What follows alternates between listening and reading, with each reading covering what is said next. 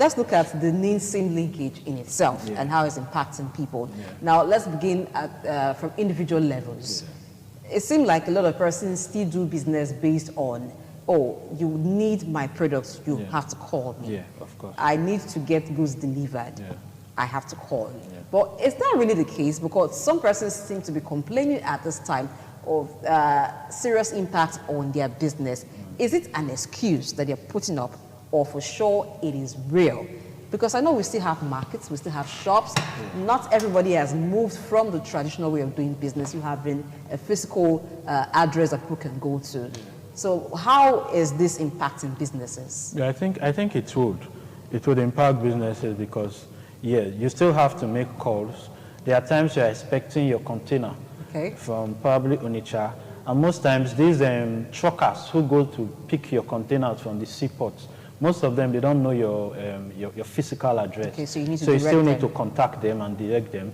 Then some still have customers who they do online business, but the good part of it is that I really don't think that you still have data. Exactly. So the data, that's the good part. The data transactions were still left. The data service was still left. So and I think that takes the accounts for the bulk of the businesses they do, online businesses. So I think it impacts on those small transactions, directions, which are also important for business, for real-time businesses, that has to be on the spot, has to be on time. So but just do delivery. Exactly, delivery, that's the word. So I think it's not as significant. And the good part is most Nigerians now, they have multiple SIM cards. So I think some probably linked one, some did not link the other. So I just feel the fact that they left the data connection part of it helps to alleviate the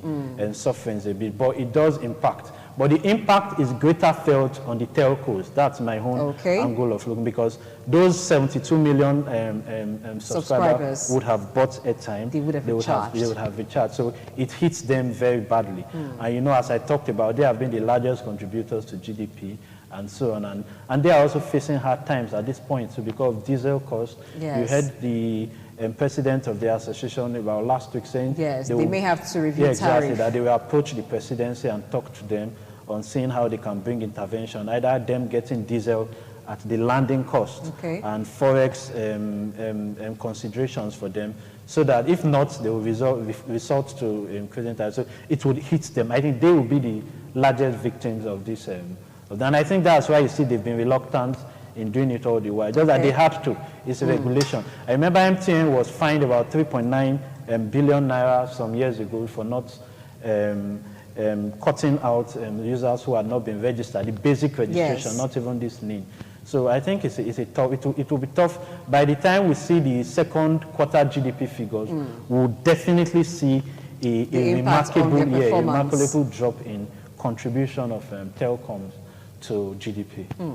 Going forward now, what should be done? I know that, but before that point, there's one issue that was raised by the national president of the National Association of Telecom Subscribers, where he said this may also be good for those who have service centers, because it will encourage racketeering, and also it's going to boost business for them. It's like one side is not smiling, it's a lot of business for some. No, some centers were actually given license to take on NIN registration.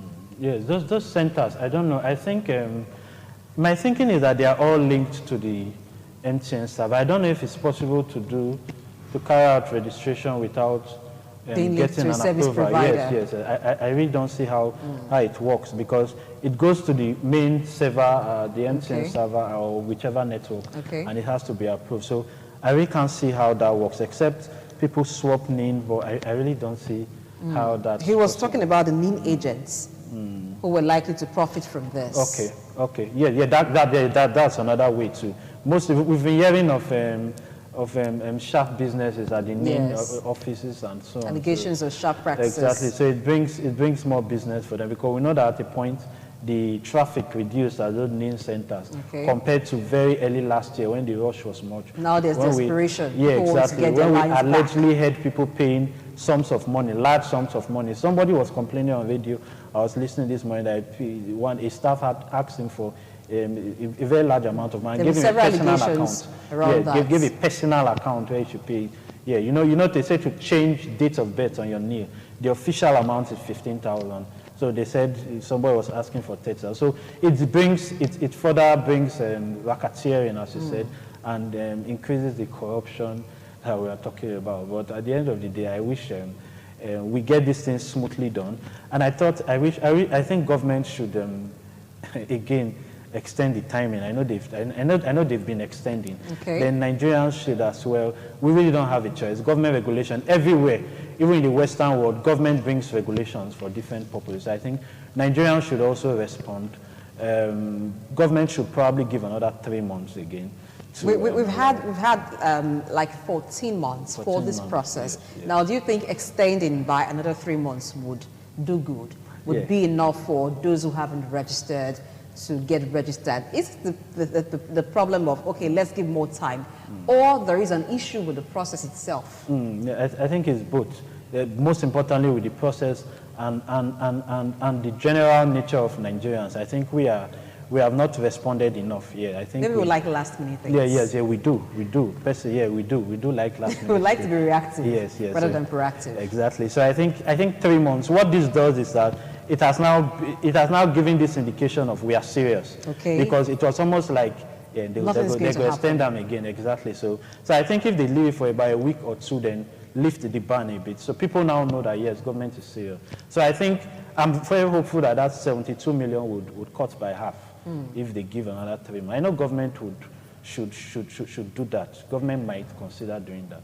But it's my appeal that government should increase the time a bit, probably 3 or 6 months, especially because of the economic situation we face now. Okay. GDP is falling, oil is falling, there's a general recession now, so not recession, a downturn generally in the economy. So I think for the sake of the telcos, government should extend it a bit by 3 months. Okay, talking about time, and you said for the sake of the telcos, time is money. Yeah. Now, to have this process concluded is not something you just get into the center and then you get out in the next 30 minutes. At least I saw that for myself yesterday, that it's not as easy as it sounds. So that means a lot of persons would have to leave their business place or leave their office and spend some good time It takes at the days, centers. yeah. I know somebody who was going. And that's money. Yeah, about 2-3 days. They say come tomorrow, so it's almost close to the person's turn because they give number and they say they've closed for the day. Exactly. Sometimes you go and probably around 12 they say they've taken the number that they need to take for the day. So it's business hour, man hour that people have to leave their shops, especially entrepreneurs, to go to the registration center. So it all accounts for the fact that I said, and I thought they should make these centers a little bit accessible to people. Yeah, I think there was a budget for this. It ran into trillions, billions when it was sent to the National Assembly. So if we have registration center, just like how we had with COVID vaccination then and so on, or testing, COVID testing, if we had centers that are a bit close, like you have with maybe in each local election, government you have like 5. Registration, you do. So it decongest the headquarters or wherever they go to and brings it a little bit closer to people. That's for a society that values hours, man hours. So I thought it takes a lot from our man hours that we are spending at the registration center. Okay. You know how we sometimes have the culture of transferring one hardship in one area to the other. Yeah. Now, someone has lost hours, business hours, while trying to complete this. How do you think some of these business persons want to regain the lost business hours? Of course, they will increase prices. That's usually the businessman. The businessman is not ready to take zero cost on himself. Which is the cost of the end user? Completely. And he knows he will sell. It's just a matter of time. If he not sell today, he will sell tomorrow. So they will definitely want to shift the cost. And then by the time he comes and he sees that his neighbor has sold so much, he would want to increase his cost. So it also pushes it back to the consumer too. And all this is what accounts for rising the cost of living prices. Okay, so now that brings us to our next topic of discussion: inflation, rise in cost of living, transportation has increased, food prices keeps increasing. In fact, food is one thing that rises daily, it increases. If not even like twice a day, because you could go to the market in the morning and then go in the evening, the prices have changed. Okay, so generally the cost of goods and services have increased, and that has kept pushing inflation rates high. Now, as of February, inflation rate climbed to 15.7% from 15.6% in January, and it's still rising. That of March will soon be out. The NBS will let us have that pretty soon, and then we'll get to see whether or not it has dropped. But for food inflation, it elevated by 17.1%. Let's look at some of the causes. I know we've talked about some of them, but let's look at some of the causes of these indices. Inflation increased, as you said. We were a bit hopeful that the December figure of 15.60 will lessen to about 15.50 by January. We were a bit hopeful. We talked about the rainy seasons coming and so on, but for many reasons, it hasn't worked out. So, as you said, headline inflation increased from 15.60 to 15.70. Food dropped, I think, from 17.13 to 17.11. That's the, you know, all these figures are year on year. So it's comparing the base year in 2021. So because we had a good base year in 2021 compared to 2020 during the COVID, so that's why it's not reflecting as much. But when you look at month on month, headline inflation increased by 1.63. Food inflation increased by 1.87. So even though year-on-year inflation is telling you that it dropped from 7.13 to 7, but month-on-month it's increased, which is the figure that we should really concentrate on. So core inflation. Because that's like real time. That's the real time. That shows you month-on-month. That between January and February, this was food inflation increased by 1.87.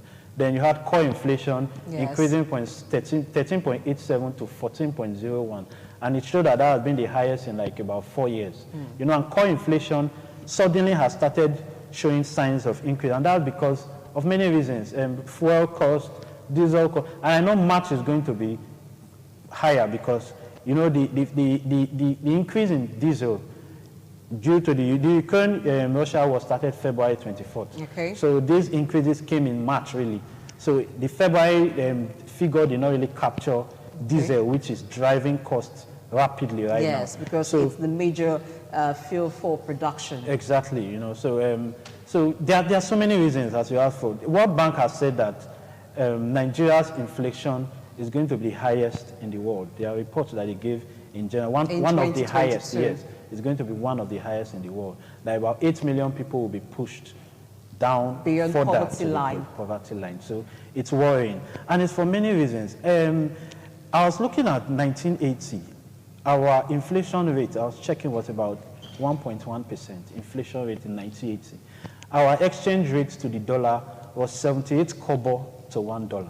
It means our currency was stronger. So what has been the reason? What has changed? And most times, I almost now seem to sound like broken record because I've said this so many times that production is the problem. So if we have probably a presidential aspirant coming in 2023, I think there shouldn't be any campaign on security, economy. It should just be... Would production thrive without security? It would, in the long run it would. So that's why I feel it should be just 3 manifestos.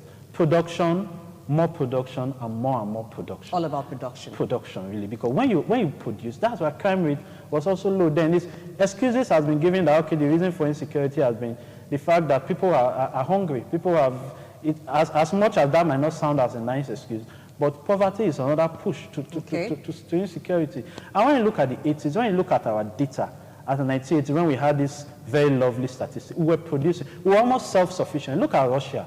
Upon despite the economic sanctions that hit them, if it was some other country, they would have gone under by now. But they still are a bit strong. And that's because Russia, 85% of their food needs, they said, it's produced in Russia. Not to mention energy. So they're almost self-sufficient. So self-sufficiency is the thing. In the 80s, we had PAN. We had PAN in Kaduna. We had Volkswagen in Lagos producing our cars. 80% of the cars that we drove, government officials, were either Peugeot or Volkswagen. So we were producing now. We had 3 refineries. Port Harcourt refinery was built in 1977. Warri refinery was built in 1979. Kaduna refinery was built in 1980. All were producing at high maximum capacity. So issues of fuel shortages were absent. Exactly. We were even producing for exports. So we were self-sufficient in oil, we were self-sufficient in manufacturing. Even these cars, it's not like they were not just mere assembly plants. The seats for all these cars were made in Ibadan. One Vono products were making the seats. The windshield, the windscreen was made in one company, Isoglass in Ibadan. The brake pads were made in one Ferrondo company in Ibadan also. So that was a lot of economic activity. Exactly. So it was almost a self-made system. Okay. We were producing I remember the first fridge we bought in our house was called Debo refrigerator. It was made in Lagos. We had Thermocool making air conditioners and so on in Lagos. We had Leonards. So importation cost did not apply. Exactly. We had Leonards and Bata making our shoes. So we had almost, Nigeria Airways was flying us around.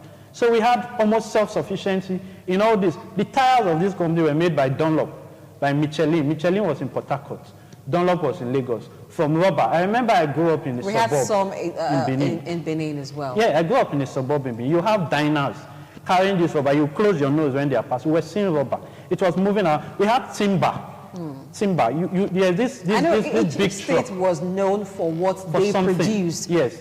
Edo State was known for timber. Timber. It was also known for rubber as well. Exactly. We were. You had this truck you call Star Diesel. This big truck. You see just one log. The truck as big as it was carrying just one big log. Okay. You didn't need to carry many. So you see it's struggling, but now you see this truck, you have 10, 15 small timbers. Even the timbers are in scarce supply. They are not. I have a friend who is working in one of these forests, these people who go to the forest. He said most of the trees they even bring for us now, surprisingly, maybe mango or cashew trees. That you put your door frame. I did one last 2 years, and you see the ground is full of wood dust already. Okay, it because doesn't last again. It's not supposed to be used for that. It's not supposed to be, because these are trees. But the regular trees you have in your houses. There was a sawmill around my area. Then we call it Oyibo sawmill. Then what they do, they cut this timber into small bricks with wood, and they were exporting. The building, how large it was as large as probably from here down to Isi or even UBT, just sawmill was cutting this and exporting. But now we are importing timber. We are importing all these things. These are natural resources that we should have. We had there was quality pipes that was making pipes that are used to transport water. You know, government water. So we had public taps. So they were making these pipes in Nigeria. So almost everything was produced. So production you're talking about now should not only be secondary, even as primary production, producing basic raw materials. Exactly, as basic as palm oil. Okay. Malaysia came to collect our seedlings. We were exporting palm oil. They came to collect our palm seed, and now we are importing palm oil. We had groundnut in the north. We had rice, wheat, yam. They were all produced in the north. So I don't know where it all got wrong. I'm making this point because there is something you call in theory imported inflation. Okay. It's something that we really don't talk so much about. So when I talked about all this fact that we were producing in Nigeria, it means that we were spending less on imports. Okay. But now, reverse is the case. And so we had more forex. Exactly. Because we the had demand forex. wasn't as high. We had as forex. this. And that's why I said it was 78 kobo to a naira. What's your exchange? What do you need to carry out express forex? Okay. You don't buy cars or whatever from Belgium or with naira. It's forex. And how do you get it? You have to sell. Nobody dashes you dollars. Nobody gives you. It's trade. It's when you sell, you get. So we haven't had enough of this, and we now import, and that brings the imported inflation that we are going through. We barely export. We don't. Always having deficits in trade. We've had deficits for as long as 10, 11 years now. So what happens is that we are going through what we call imported inflation. So you are now importing these goods from countries that are even suffering, are going through inflation. So it's not like double taxation on us. So they push over just the way the average business person will push costs to the end user, to you are the end user to them. So they push the cost over to you. You couldn't have explained it, but that's just it. Wow. So you buy agricultural machineries, tractors. They were all made here too. We had Anamco, we had Stair in Bauchi. They were made Leonards, was making trucks, when in the country. So now you import agricultural equipment from a country like Belgium that has about 15% inflation currently. So you've imported 15% inflation. Okay. Then the customs we will talk about does its own. Okay. spend 2 months in the customs, you spend all the money there, it has added to that pay for the marriage and 15%. all. You come here, you now put your profits. So you see that we have double inflation. Wow. So that's the major point. That was what there was a CBN director who was making all this, and he explained the fact that that's why we are almost so obsessed about GDP growth without considering what inflation does. So you can have GDP growth as much as 100%. And then your inflation rate just is rising, you think everything is okay. Inflation just keeps eating it up. Okay. Because what happens is, if a hairdresser, for example, her business increases, she's now making 200 naira from 100 naira, then the cost of those her hairdressing equipments have increased. What it does is that it reduces, it The just profit evens margin it up. at the end of the day. Exactly. So that's the imported inflation that we've added. Then on the core inflation side, customs duties increased recently, exercise duties A lot of charges VAT have increased. In the customs, Have increased in the bid to generate revenue. The carbonated cost tax that was Okay, for newly carbonated introduced drinks. recently. Tax Exactly, on carbonated drinks. exactly, so much. Customs is that's another kettle of fish altogether. When you listen to these importers, sometimes you want to weep for them. In fact, But that also gives room for them to lose revenue. it does. Because I'm thinking, for those who ordinarily love sharp practices, and then they want to maximize profit, it's expensive importing into Nigeria. They want to consider smuggling. And so automatically you want to generate more, you're not even getting anything at all. You are not. In fact, the report that was released by the World Bank said that Nigeria, in terms of ease of doing business, ranks 179 out of 193 That is not countries. good at all. It's not. It doesn't speak well of the business climate. It's not a good indicator. 179 out of 193. And the port efficiency, the World Bank report just January, port efficiency ranked Nigeria 183 out of 185 countries. Mauritius ranked about 32%. And the report also says that the cost of clearance at the port is 5 times higher than that in South Africa, the Durban port, and 3 times higher than Tema ports in Ghana. So it says a lot, and you cannot doubt those figures. You know, some time ago, that should be in December 2021, the Minister for State Budget and National Planning, Clem Agba, spoke about this, where he mentioned that customs should not consider revenue as priority. Now, in doing their business and actually aiding ease of doing business, they could also generate revenue. Now, how can all of this be corrected? I know that government wants to increase revenue, but it seems to be counterproductive. Is there a way around this? Yeah, it even goes beyond just the official custom charges. The major problem, the loss that it comes to the economy, is the delay at the ports. Okay. Yeah, that's the major problem. If you look at the port charges were increased, but that's not really the issue.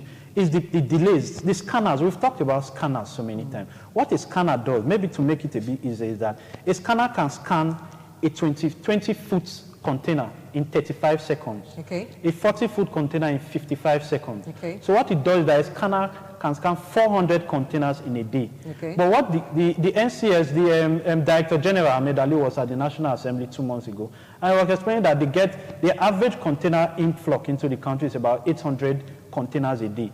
And physical examination, because they are not scanned, they have to open and bring them one after the other. So that takes a lot of time. It takes just about 40 containers in a day. So 40 out of 400 that comes a day.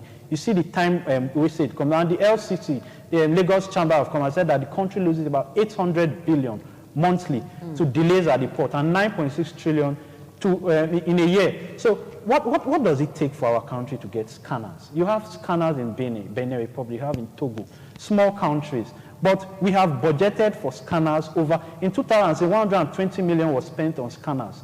22 came and it was not used for a day. It's in the public space, it was not used for 1 day. In 2017, the Minister of Transport, Customs told us that 8.73 billion, DG of NCS, so 8.73 billion had been budgeted for scanners in 2017, and that by the first quarter of 2018, they would arrive. Till now, we didn't see scanners. Last year, the VP also said that 633 billion had been budgeted for scanners. There still are no scanners.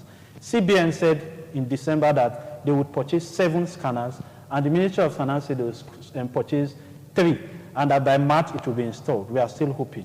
Because what that does is that when you don't have scanners, you have to do physical examination. Then you have sharp practices. Some have said that the officials work to sabotage, so that they devalue the value of those containers. Because what the scanner does is that it's attached to a screen.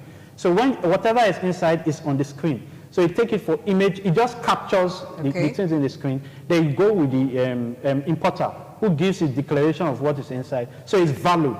But what happens is that you undervalue, some of these sharp officials undervalue it. So a container of 5 billion, they might just declare it at 3 billion. Then the 2 billion on top, he balances one of the corrupt officials like 500 and they go. So it's ripping the country. And what that does also is that a container that's supposed to be cleared with a scanner in just 35 seconds, you have people who have scanners there 2 months. They still have not been scanned. So whenever they take it and they pay the demurrage, for those who will even claim it, they increase the cost. So get back the money that they would have made if it had been cleared in time. As simple as that. That's why you have people going to Benin, but they feel cars are cheaper there than in Nigeria, and that's just the simple reason. So when you pay demurrage for 2 months, running into millions of naira, you are not going to bear it because they transfer the cost to us. And what are the things that's what accounts for core inflation? Because of machineries that are coming inside, machines, the bakery equipment, even these telcos, they bring all their, we don't manufacture anyone, they bring them here. So it adds to our inflation. Food inflation, of course, we know it has been the headers, farmers crisis, the clash, the land border closure. It was a very big mistake that the country made, in my own opinion, that has distorted supply chains, that it might take a long time for it to correct.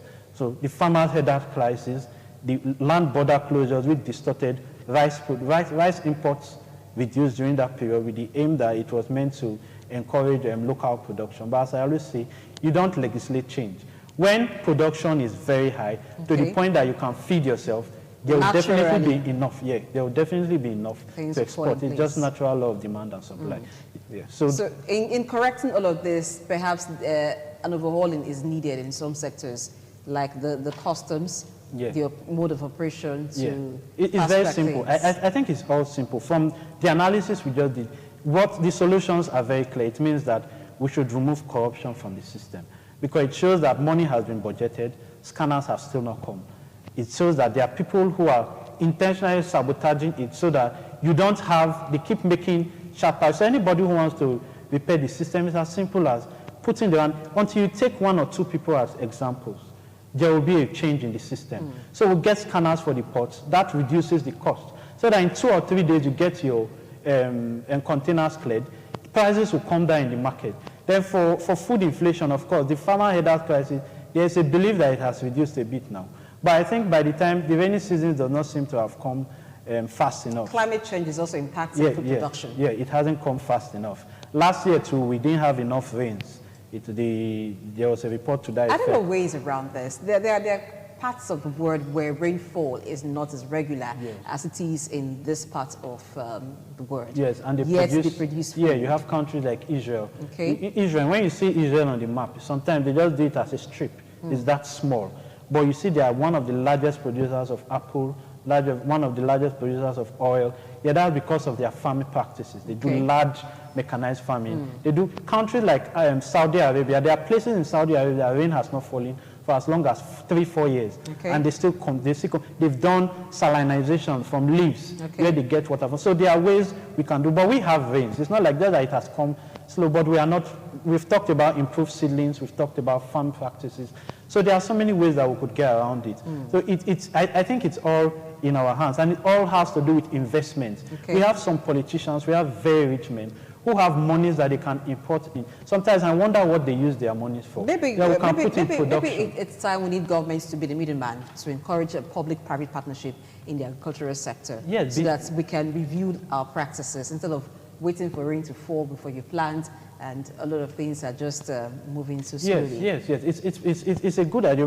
That's why I was saying that we have people who have very good money that can invest in these areas, in large agriculture. There's money there. But I don't know why we still have our rich politicians opening things like hotels, filling stations. We are just consumption minded. We are not We are not thinking, and that's why people celebrate Dangote, despite all the accusation of him being a monopolist. But he's investing in the production sector. We see the fertilizer plant, we see the finance. That helps to boost production. So basically, it's about production. That's the way out of this. Production has to be has to be the solution. It would increase employment. It would increase forex. It would reduce price because you remove that effect of import from it, and it will just bring. And when you have employment enough, then purchasing power increases. More people are taken out of poverty. Security also is good. becomes addressed. Yeah, so that's it. All right, thank you very much, Dr. Osazeyua, for being on the show today. Production is a key word that kept coming up in the show today. I do hope that we can have this happen in Nigeria. Production mostly of primary materials. We do not have to start importing timber when we should have our forest full of it. I'm Blessing AJ, and next week will be another time for the show. Enjoy your weekend.